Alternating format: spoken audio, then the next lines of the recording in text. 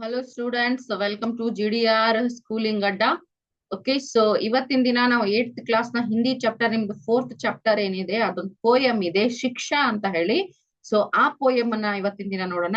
Karnataka state board syllabus ನವರಿಗೆ ಇದು Hindi subject ಅಲ್ಲಿ ಬರುತ್ತೆ. ಓಕೆ, ಸೊ ಥರ್ಡ್ ಪೋಯಮ್ ನಮ್ದು 4th ಪೋಯಮ್ ಏನಿದೆ ಚಾಪ್ಟರ್ ಅಲ್ಲಿ, ಪೋಯಮ್ ಏನಿದೆ ಅದ್ರ ಹೆಸರೇನು ಶಿಕ್ಷಾ. ಓಕೆ, ಸೊ ಈ ಶಿಕ್ಷಾ ಅನ್ನೋ ಪೋಯಮ್ ಅನ್ನ ಇವತ್ತು ನೋಡೋಣ. ಓಕೆ, ಈ ಶಿಕ್ಷಾ ಅನ್ನೋ ಪೋಯಮ್ ನ ಬರೆದವರು ಠಾಕೂರ್ ಗೋಪಾಲ್ ಚರಣ್ ಸಿಂಗ್. ಯಾರು? ಠಾಕೂರ್ ಗೋಪಾಲ್ ಚರಣ್ ಸಿಂಗ್ ಅವ್ರು ಬರೆದಿದ್ದಾರೆ. ಏನ್ ಹೇಳ್ತಾರೆ ನೋಡೋಣ. इस कविता में कवि अनुभव के द्वारा ಶಿಕ್ಷಾ ಪ್ರಾಪ್ತ करने के अनेक ಉದಾಹರಣೆ ಪ್ರಸ್ತುತ करते हैं. ಏನಂತೆ ಈ ಕವಿತೆಯಲ್ಲಿ, ಈ ಒಂದು ಹಾಡಲ್ಲಿ ಏನಪ್ಪಾ ಅಂತಂದ್ರೆ ಅನುಭವದ ಮೂಲಕ ಶಿಕ್ಷಣವನ್ನ ಪಡಿಬೇಕು, ನಾವು ಕಲಿಬೇಕು ಅನ್ನೋದನ್ನ ಬಹಳಷ್ಟು ಉದಾಹರಣೆಗಳ ಮೂಲಕ ಕವಿಯವರು ಹೇಳಿದ್ದಾರೆ ಅಂತ ಹೇಳಿ ಹೇಳ್ತಾರೆ.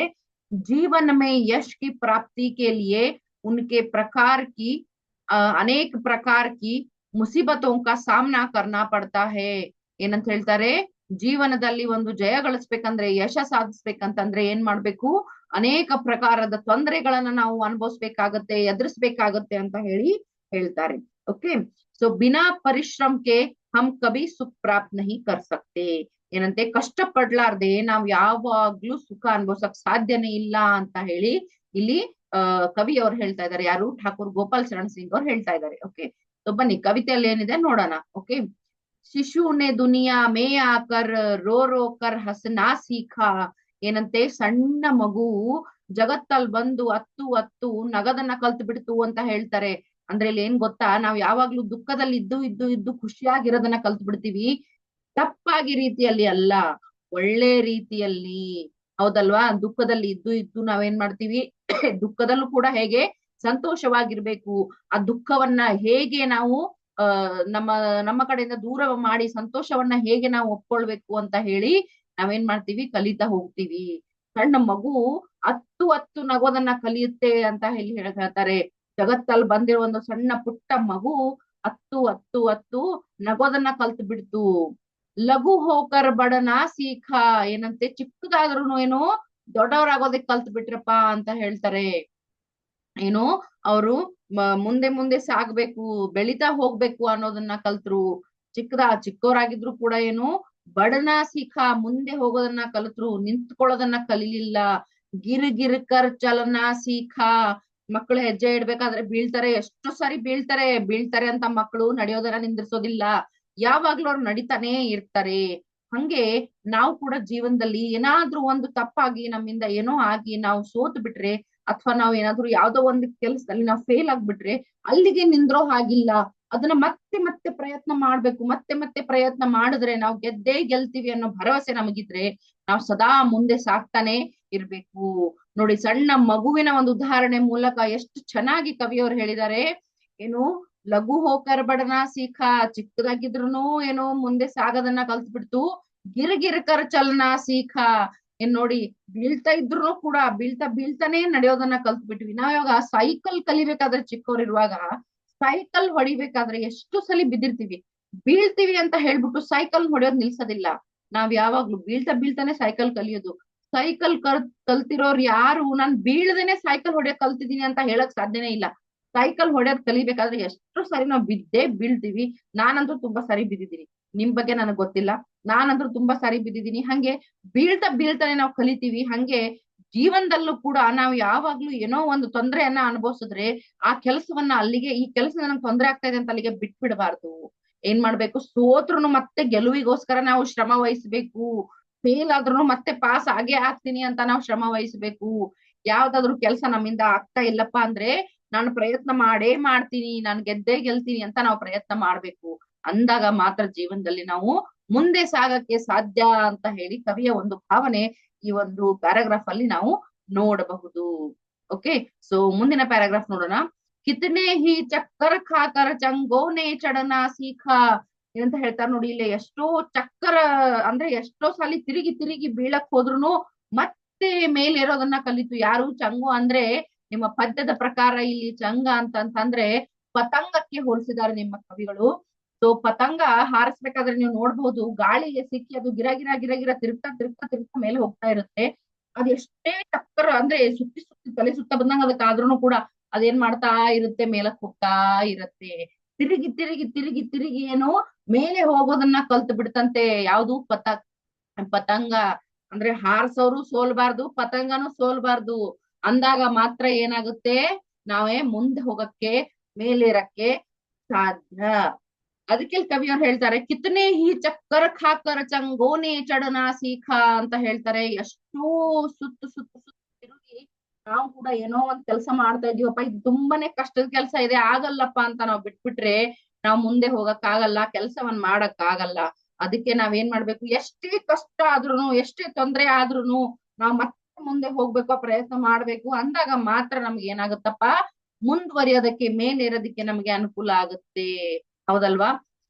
ಊರ್ಛೇದ್ ಕರ್ ಅಪನಾ ಮುರಳೀನೆ ಗಾನ ಸೀಖಾ. ನೋಡಿ ಏನಂತ, ತನ್ನ ಎದೆಯನ್ನ ಸೀಳ್ಕೊಂಡು, ನಾವು ಮುರಳಿ ನೋಡ್ತೀವಿ, ಏನು ಕೊಳಲ್ ಅಂತ ಹೇಳ್ತೀವಲ್ಲ, ಕೊಳಲನ್ನ ಒಂದು ಬಾಂಬು ಕಟ್ಟಿಗೆಯಿಂದ ಮಾಡಿರ್ತಾರೆ. ಆ ಕಟ್ಟಿಗೆಯನ್ನ ಸೀಳಿ ಅದರಲ್ಲಿ ಹೋಲ್ ಮಾಡಿ ತದನಂತರದಲ್ಲಿ ಅದನ್ನ ತಗೊಂಡು ಬಾರಿಸ್ತೀವಿ. ಅಂದಾಗ ಅದೇನಾಗುತ್ತೆ, ಚೆನ್ನಾಗ್ ಸೌಂಡ್ ಬರುತ್ತೆ, ಮಧುರ ಧ್ವನಿ ಬರುತ್ತೆ ಅದರಲ್ಲಿ. ಹೌದಲ್ವಾ? ಸೊ ಅದೊಂದು ಬಾಂಬು ಸ್ಟಿಕ್ ಏನಿದೆ, ನನ್ನ ನೀವು ಎದೆನ್ ಸೀಳಕ್ ಹೋಗ್ಬೇಡಿ, ನನ್ಗೆ ನೀವು ಹೋಲ್ ಮಾಡಕ್ ಹೋಗ್ಬೇಡಿ, ನನ್ಗೆ ಕಟ್ ಮಾಡಕ್ ಹೋಗ್ಬೇಡಿ ಅಂತ ಅಂದಿದ್ರೆ ಅದೇನಾದ್ರೂ ಮುರುಳಿ ಆಗಕ್ ಸಾಧ್ಯ ಆಗ್ತಿತ್ತ? ಕೊಳಲ ಆಗಕ್ ಸಾಧ್ಯ ಆಗ್ತಾ ಇತ್ತ? ಆಗ್ತಾನೆ ಇರ್ಲಿಲ್ಲ. ಅದೇನಪ್ಪಾ, ಆ ಒಂದು ಬಾಂಬು ಸ್ಟಿಕ್ ಅನ್ನ ಏನಿದೆ ಅದನ್ನ ಕಟ್ ಮಾಡಿ, ಅದನ್ನ ಹೋಲ್ ಮಾಡಿ, ಅದನ್ನ ಸೀಳಿ ಮಾಡ್ದಾಗ್ನೆ ಅದೇನಾಯ್ತು, ಒಂದು ಕೊಳಲಾಗಿ ಮಧುರ ಧ್ವನಿಯನ್ನ ಕೊಡುವಂತಹ ಒಂದು ಇನ್ಸ್ಟ್ರೂಮೆಂಟ್ ಆಯ್ತು, ಮ್ಯೂಸಿಕಲ್ ಇನ್ಸ್ಟ್ರೂಮೆಂಟ್ ಆಯ್ತು. ಅದಕ್ಕೊಂದು ಸ್ಥಾನ ಬಂತು. ಕಷ್ಟ ಅನುಭವಿಸ್ದಾಗನೆ ಒಳ್ಳೆ ಪ್ರತಿಫಲ ಸಿಗೋದು. ಅದಕ್ಕೆ ಅಲ್ಲಿ ಏನ್ ಹೇಳ್ತಾರೆ, ಊರ್ಛೇದ್ ಕರಪನ ಮುರುಳೀನೆ ಗಾನ ಸೀಖ. ನೋಡಿ, ತನ್ನನ್ ತಾನು ಸೀಳಿಸ್ಕೊಂಡು, ತನ್ನನ್ ತಾನು ತೊಂದ್ರೆ ಮಾಡ್ಕೊಂಡು ಹಾಡನ್ನ ಕಲ್ತ್ ಬಿಡ್ತು. ಯಾರು? ಕೊಳಲು, ಮುರುಳಿ. ಕೊಳಲೇನಾಯ್ತು, ಹಾಡನ್ನ ಕಲ್ತ್ ಬಿಡ್ತು ಅಂತ ಹೇಳ್ತಾರೆ. ಎಂತ ಅದ್ಭುತವಾದ ಮಾತು. ನಮಗೂ ಏನೋ ಒಂದ್ ತೊಂದ್ರೆ ಆಗ್ತಾ ಇದೆ, ಸ್ಟಡಿ ಮಾಡಂದ ತಕ್ಷಣ ನಮ್ಗೆಲ್ರಿಗೂ ಬೇಜಾರೇ. ಅಭ್ಯಾಸ ಮಾಡಪ್ಪ ಮನೆಯಲ್ಲಿ ಅಂತ ಯಾರಾದ್ರೂ ಹೇಳ್ಬಿಟ್ರೆ, ಆಮೇಲೆ ಮಾಡ್ತೀನಿ, ಇಮೇಲ್ ಮಾಡ್ತೀನಿ, ನಾನು ಅವಾಗ್ಲೇ ಮಾಡಿದೀನಿ, ಬರೀ ಅಭ್ಯಾಸ ಅಭ್ಯಾಸ ಅಂತ ಹೇಳ್ತೀರಾ. ಸ್ಕೂಲಲ್ಲೂ ಅದನ್ನೇ, ಮನೆಯಲ್ಲೂ ಅದನ್ನೇ, ಮನೆಯವ್ರ ಮೇಲೆಲ್ಲ ಸಿಟ್ಟಾಗ್ಬಿಡ್ತೀವಿ. ಹೌದಲ್ವಾ? ನಾವು ಈ ಸಮಯದಲ್ಲಿ ಕಲ್ತು, ಶ್ರಮ ವಹಿಸಿ, ಬುದ್ಧಿ ಕಲ್ತು ಎಲ್ಲ ಮುಂದೆ ಬಂದಾಗಲೇ ನಾನು ಏನ್ ಮುಂದೆ ಹೋಗಿ ಮತ್ತೊಂದೇನಾದ್ರೂ ಸಾಧ್ಯ ಮಾಡಕ್ ಆಗದು. ಈ ವಯಸ್ಸಲ್ಲೇ ಕಲೀಲಿಲ್ಲ ಅಂದ್ರೆ ವಯಸ್ಸಾದ್ಮೇಲೆ, ಮುದುಕ್ರಾದ್ಮೇಲೆ ಕಲಿಯಕ್ ಆಗತ್ತಾ? ಆಗಲ್ಲ. ಸೊ ಯಾವಾಗ ಕಷ್ಟ ಅನುಭವಿಸ್ಬೇಕೋ ಆ ಕಷ್ಟನ ಅನುಭವಿಸಿ ಸಾಧನೆಯನ್ನ ಮಾಡ್ಬೇಕು. ಅಂದಾಗ ಮಾತ್ರ ನಾವೇನಾಗ್ತೀವಿ, ಒಳ್ಳೆ ಒಂದು ಪ್ರತಿಫಲವನ್ನ ಸಮಾಜಕ್ಕೆ ನೀಡಕ್ಕೆ ಸಾಧ್ಯ ಆಗುತ್ತೆ. ಅದೇ ರೀತಿ ಕವಿ ಹೇಳ್ತಾರೆ, ಕೊಳಲು ಅದು ತನ್ನನ್ನು ತಾನು ಕಷ್ಟ ಪಟ್ಕೊಂಡು ಅಂದಾಗ ಮಾತ್ರ ಅದು ಕೊಳಲಾಗಕ್ ಸಾಧ್ಯ ಆಯ್ತು ಅಂತ ಹೇಳ್ತಾರೆ. ನಮ್ ಕನ್ನಡದಲ್ಲಿ ಒಂದು ಉದಾಹರಣೆ ಹೇಳ್ತಾರೆ, ಉಳಿಪೆಟ್ಟಿಗೆ ಹೆದರೋ ಕಲ್ಲು ಯಾವಾಗ್ಲೂ ಶಿಲೆ ಆಗಲ್ಲ ಅಂತ ಹೇಳಿ. ಅದೇ ರೀತಿ ಈ ಉದಾಹರಣೆ ಕೂಡ, ಪೆಟ್ಟು ಬೀಳುತ್ತೆ ಅಂತ ಯಾವ್ದಾದ್ರು ಶಿಲೆ ಅನ್ಕೊಂಡ್ಬಿಟ್ರೆ ಅದು ಯಾವಾಗ್ಲೂ ಮೂರ್ತಿ ಆಗಲ್ಲ. ಯಾವ್ದಾದ್ರು ಕಲ್ನ ನನಗೆ ಹೊಡಿಬೇಡಿ, ನನಗೆ ಹೊಡಿಬೇಡಿ ಅಂತ ಅಂದ್ರೆ ಅದು ಯಾವಾಗ್ಲೂ ಮೂರ್ತಿ ಆಗಕ್ಕೆ ಸಾಧ್ಯನೇ ಆಗಲ್ಲ ಅಂತ ಹೇಳ್ತಾರೆ. ಸೊ ಇಲ್ಲೇನ್ ಹೇಳ್ತಾರಂತಂದ್ರೆ, ಆ ರೀತಿ ನಾವು ಕೂಡ ಜೀವನದಲ್ಲಿ ಯಾವಾಗ್ಲೂ ನಮಗ್ ತೊಂದರೆ ಆಗುತ್ತೆ ಅಂತ ಯೋಚನೆ ಮಾಡಬಾರ್ದು. ಎಷ್ಟೇ ತೊಂದರೆ ಇದ್ರೂ ಕೂಡ ನಾವೇನಪ್ಪಾ ಅಂತಂದ್ರೆ ಸಾಧನೆ ಮಾಡ್ತೀವಿ ಅಂದಾಗ, ತೊಂದರೆ ಅನುಭವಿಸೋದಕ್ಕೆ ನಮಗ್ ಒಳ್ಳೆ ಒಂದು ಪ್ರತಿಫಲ ಸಿಕ್ಕೇ ಸಿಗುತ್ತೆ. ಹೌದಲ್ವಾ? ನೆಕ್ಸ್ಟ್ ಲಾಸ್ಟ್ ನಿಮ್ದು ಪ್ಯಾರಾಗ್ರಾಫ್ ಅಲ್ಲಿ ಏನ್ ಕೊಟ್ಟಿದ್ದಾರೆ ನೋಡೋಣ. ಮಿಟ್ ಮಿಕ್ಕರ್ ವಾರಿಧರೋನೆ ಪಾನಿ ಬರಸ ನಾ ಸೀಖಾ. ನೋಡಿ ಇಲ್ಲೇನ್ ಹೇಳ್ತಾರೆ, ವಾರಿಧರ ಅಂದ್ರೆ ಇದನ್ನ ಮೋಡಗಳಿಗೆ ಹೋಲಿಕೆ ಮಾಡಿದ್ದಾರೆ. ಮಿಟ್ ಮಿಟ್ಕರ್ ವಾರಿಧರೋನೆ. ನೋಡಿ, ತಾವೇ ಕಳ್ಕೊಂಡು ನೀರನ್ನ, ಅಂದ್ರೆ ಮಳೆನ ಸುರಿಸೋ ಅಂತ ಒಂದು ಕಾರ್ಯ ಏನು ಮೇಘಗಳು ಮಾಡ್ತಾ ಇದೆ ಅಂತ ಹೇಳ್ತಾರೆ. ಮೋಡಗಳು ಮಾಡ್ತಾ ಇವೆ ಅಂತ ಹೇಳ್ತಾರೆ. ಮೋಡಗಳು ಗರ್ಜಿಸಿ ತಮ್ಮನ್ನು ತಾವು ಕರಗಿಸಿಕೊಂಡು ಮಳೆಯನ್ನ ಸುರಿಸ್ತವೆ. ಮಳೆಯಿಂದ ಭೂಮಿ ತಣ್ಣಗಾಗುತ್ತೆ, ಗಿಡಗಳಿಗೆ ನೀರ್ ಸಿಗುತ್ತೆ, ನದಿಗಳಿಗೆ ನೀರ್ ಸಿಗುತ್ತೆ, ನಮ್ಮೆಲ್ಲರಿಗೂ ನೀರ್ ಸಿಗುತ್ತೆ. ಹೌದಲ್ವಾ? ಆ ನೀರನ್ನ ನಾವು ಬಳಕೆ ಮಾಡ್ಕೋತೀವಿ. ಏನಪ್ಪಾ, ತನ್ನನ್ನ ತಾನು ಕಳೆದುಕೊಂಡು ಭೂಮಿಯನ್ನ ತಣ್ಣಗೆ ಮಾಡುವಂತ ಕೆಲಸವನ್ನ ನಮ್ಮ ಮೇಘಗಳು, ನಮ್ಮ ಮೋಡಗಳು ಮಾಡ್ತವೆ. ಅಂತ ಒಂದು ಕೆಲಸವನ್ನ ಇಲ್ಲಿ ಹೇಳಿದ್ದಾರೆ. ಮಿಟ್ ಮಿಟ್ಕರ ವಾರಿಧರೋನೆ ಪಾನಿ ಬರಸ ನಾಸಿಕ. ತನ್ನನ್ನ ತಾನೇ ಕಳೆದುಕೊಂಡು ಏನು ನೀರನ್ನ ಸುರಿಸುವಂತ ಒಂದು ಕೆಲಸವನ್ನ ಮೋಡಗಳು ಮಾಡ್ತವೆ ಅಂತ ಹೇಳ್ತಾರೆ. ನಾವು ಕೂಡ ಹಂಗೆ ನಮ್ಮ ಬಗ್ಗೆ ಜಾಸ್ತಿ ಯೋಚನೆ ಮಾಡಬಾರ್ದು. ನಾವು ಯಾವಾಗ್ಲೂ ಶ್ರಮ ವಹಿಸಿ ನಮ್ಮ ಒಂದು ತನವನ್ನ ಬಿಟ್ಟು ಕೊಟ್ಟು ನಾವು ಯಾವಾಗ ನಮ್ದು ಅಂತ ಹೇಳಿ ನಾವು ಕೆಲಸ ಮಾಡಕ್ ಶುರು ಮಾಡ್ತೀವೋ ಅಂದಾಗ ಮಾತ್ರ ನಾವು ಸಾಧನೆ ಮಾಡಕ್ಕೆ ಸಾಧ್ಯ ಆಗುವುದು. 4 ಜನ ನಮ್ಮನ್ನ ಗುರುತಿಸಕ್ಕೆ ಸಾಧ್ಯ ಆಗುದು. ಬರೀ ನನ್ನಷ್ಟಕ್ ನಾನೇ ಇರ್ತೀನಿ ನನಗೆ ಯಾರು ಬೇಡ ಅಂತಂದ್ರೆ ಆ ರೀತಿ ನಾವ್ ಇರಕ್ಕಾಗಲ್ಲ. ಇವಾಗ ನನ್ನ ಹತ್ರ ಒಂದು ಬಾಟಲ್ ನೀರ್ ಇದೆ ಅಂತ ಅಂದಾಗ ನಾನ್ ನೀರ್ ಕುಡಿತಾ ಇದೀನಿ, ಪಕ್ಕದಲ್ಲಿ ಯಾರೋ ಒಬ್ರು ಕೆಮ್ಮು ಬಂದ್ಬಿಡ್ತು, ನಾನು ಅಯ್ಯೋ ನನಗ್ ನೀರ್ ಬೇಕಲ್ಲ, ಆಮೇಲೆ ಅವ್ನಿಗೆ ಕೊಟ್ಬಿಟ್ರೆ ನನಗ್ ನೀರ್ ಬೇಡವಾ ಅಂತ ಹೇಳಿ ನಾನು ಅವ್ರಿಗೆ ನೀರ್ ಕೊಡ್ಲಿಲ್ಲ ಅಂತ ಅನ್ಕೊಳ್ಳಿ. ಅವ್ರಿಗೆ ಏನಾದ್ರು ಹೆಚ್ಚು ಕಮ್ಮಿ ಆಗಿ ಕೆಮ್ಮು ಹತ್ತಿ ಆಗಿ ಅವ್ರಿಗೆ ಏನಾದ್ರು ತೊಂದರೆ ಆಗಿ ಅವ್ರು ಸತ್ತೋಗ್ಬಿಟ್ರೆ ಆ ನೀರು ಕುಡಿಯಕ್ಕೆ ನನಗ್ ನೆಮ್ಮದಿ ಇರುತ್ತಾ? ನನ್ನ ಮನಸ್ಸಾಕ್ಷಿ ನನಗ್ ಒಪ್ಪುತ್ತಾ? ಏನಂತ ಹೇಳುತ್ತೆ, ಅಯ್ಯೋ ಪಾಪ ಒಂದ್ ಹನಿ ನೀರ್ ಕೊಟ್ಟಿದ್ರೆ ಉಳಿತಿದ್ರೆ ಏನೋ ಅನ್ನೋ ಒಂದು ಕೊರಗು ನನ್ನಲ್ಲಿ ಸದಾ ಕಾಡ್ತಾ ಇರುತ್ತೆ. ಅವಾಗ ಅದಕ್ಕೆ ನಾವ್ ಯಾವಾಗ್ಲೂ ಏನ್ ಯೋಚನೆ ಮಾಡ್ಬೇಕು ಅಂತಂದ್ರೆ ನಮ್ಮವ್ರು ಅಂತ ಯೋಚನೆ ಮಾಡ್ಬೇಕು. ನನ್ನ ಹತ್ರ ಒಂಚೂರು ನೀರಿದೆ ಅಂದ್ರೆ ನಾನು ಸ್ವಲ್ಪ ಕುಡಿತೀನಿ, ನೀನು ಸ್ವಲ್ಪ ಕುಡಿಯಪ್ಪ ಅಂತ ಹೇಳಿ ಮತ್ತೊಬ್ರಿಗೂ ಸ್ವಲ್ಪ ಕೊಡ್ಬೇಕು. ನಾವ್ ಆ ರೀತಿ ಇದ್ದಾಗ ಏನಪ್ಪಾ ಅಂತಂದ್ರೆ ಜಗತ್ತಿಗೆ ಒಳ್ಳೆಯ ಒಂದು ಸದಸ್ಯರಾಗ್ತೀವಿ, ಒಳ್ಳೆಯ ಒಂದು ಪ್ರತಿಫಲವನ್ನ ಸಮಾಜಕ್ಕೆ ನಾವು ಕೊಡಕ್ಕಾಗತ್ತೆ, ನಮ್ಮನ್ನ ನಾವು ಸಮಾಜದಲ್ಲಿ ಗುರುತಿಸ್ಕೊಳ್ಳೋದಿಕ್ಕೆ ಸಾಧ್ಯ ಆಗುತ್ತೆ. तरु गिरि पर गिरिवर से गिर कर नदियों ने बहना सीखा ಏನು तरु गिरिवर से गिर कर नदियों ने बहना सीखा ಏನ್ ಹೇಳ್ತಾರೆ, ಪರ್ವತ ಗಿರಿ ಅಂತಂದ್ರೆ ಇಲ್ಲಿ ಪರ್ವತ, ಅಲ್ಲಿಂದ ಬಿದ್ದು ಬಿದ್ದು ನದಿಗಳೇನು ಹರ್ಕೊಂಡು ಹೋಗೋದನ್ನ ಕಲ್ತ್ರು. ಪರ್ವತದಿಂದ ನದಿಗಳು ತಳಗ್ ಧಡಮ್ ಅಂತ ಬೀಳುತ್ತೆ, ನಾವು ಅವುಗಳನ್ನ ಜಲಪಾತ ಅಂತ ಕರಿತೀವಿ. ನೀರ್ ಬಿದ್ದು ಬಿದ್ದು ಬಿದ್ದು ಬಿದ್ದು ಮುಂದೆ ಹರ್ಕೊಂಡು ಹೋಗೋದನ್ನ ಕಲಿತು ಅಂತ ಹೇಳ್ತಾರೆ. ಹರ್ಕೊಂಡು ಹೋಗೋದನ್ನ ಕಲಿಲಿಲ್ಲ ಅಂತಂದ್ರೆ ಅಲ್ಲೇ ಸ್ಟೋರ್ ಆಗ್ತಾ ಇತ್ತು, ಅಲ್ಲಿ ಜಾಗನೇ ಇಲ್ಲ. ಅದಕ್ಕೆ ನೀರೇನು ಬಿದ್ದು ಬಿದ್ದು ಬಿದ್ದು ಏನ್ ಮಾಡ್ತು, ಮುಂದೆ ಎಲ್ಲಾದ್ರೂ ಹೋಗ್ಬೇಕಲ್ಲ, ಬಿದ್ದು ಅಲ್ಲೇ ಬಿದ್ದು ಕೂತ್ಕೊಳಕ್ ಆಗತ್ತಾ? ಇಲ್ಲ. ನಾವೆಲ್ಲಾದ್ರೂ ದಾರಿಯಲ್ಲಿ ಹೋಗ್ತಾ ಇದ್ರೆ ಎಡು ಬಿದ್ದು ಬಿಟ್ರೆ ಅಲ್ಲೇ ಕೂತ್ಕೊಂಡ್ಬಿಡ್ತೀವ?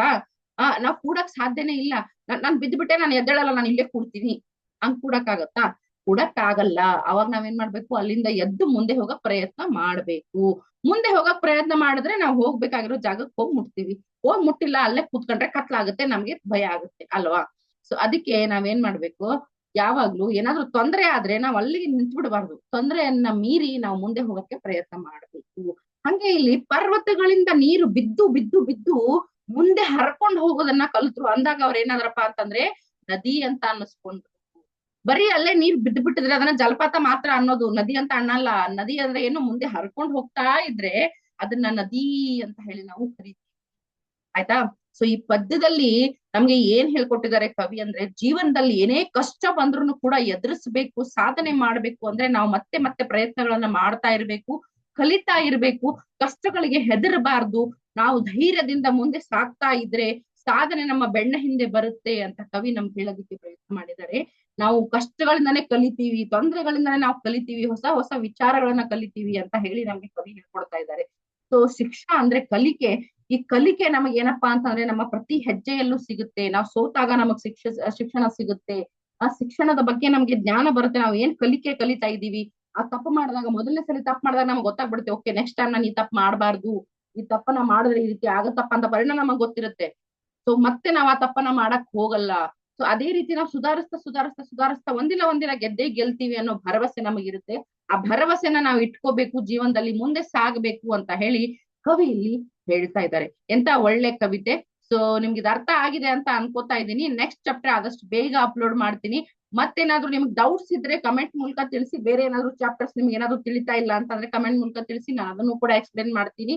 ಯಾರ್ಯಾರು ಸಬ್ಸ್ಕ್ರೈಬ್ ಮಾಡಿಲ್ಲ ಚಾನಲ್ನ ಸಬ್ಸ್ಕ್ರೈಬ್ ಮಾಡಿ, ವಿಡಿಯೋನ ಲೈಕ್ ಮಾಡಿ, ಶೇರ್ ಮಾಡಿ. ಮತ್ತೇನಾದ್ರೂ ಇನ್ಫಾರ್ಮೇಶನ್ ಬೇಕಿದ್ರೆ ನಂಗೆ ಕಮೆಂಟ್ ಮೂಲಕ ತಿಳಿಸಿ ಅಂತ ಹೇಳ್ತೀನಿ.